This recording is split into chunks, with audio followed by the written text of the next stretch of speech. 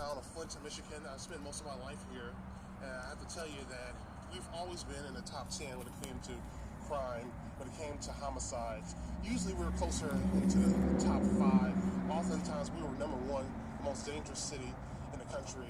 And this year is no different. In fact, this year we've had more homicides than we've ever had. This is more than the record years in the 80s and 90s. This is more than we've ever had. Hey, how's it going? Hey, I mean, this is basically a record year, and we've had 65 homicides. 65 homicides. Let me put that into perspective.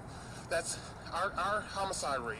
We've had, on average, about 58 murders per 100,000 and 5.8 murders per 10,000 people in our area. What that means is that last year, New Orleans was number 1. They had 5.1. They had a murder rate of 5.1. 5.1 murders for every 10,000 people.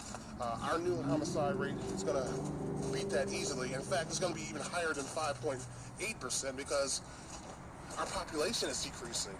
It's interesting because in nearby cities or other cities in Michigan, Saginaw, we saw a big decrease. We saw a big increase in Grand Rapids. And the question is, why is there more crime in Flint this year? Flint has always had erratic crime rates.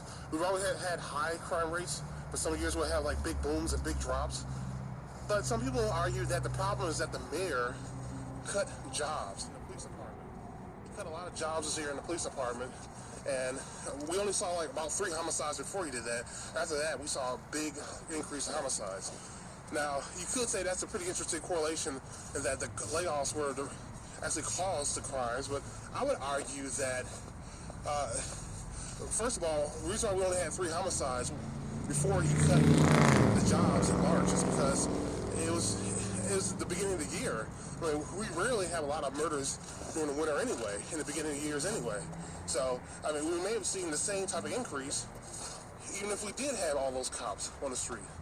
It's really hard to say. Some people will say, well, you know, Saginaw had some help. They had more police officers on the street per 10,000 people, and they had help from the state. But, you know, Flint also had some help, at least back in 2009. And around the same time that I know that Saginaw had some help, they had help from a special task force that consisted of the FBI and state police and the Genesee County Sheriff's Department.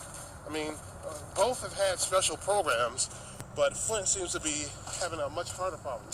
So is a solution to our crime problem, is it to simply put more cops on the streets? Or is it something else? I would argue that it's more of an efficiency problem.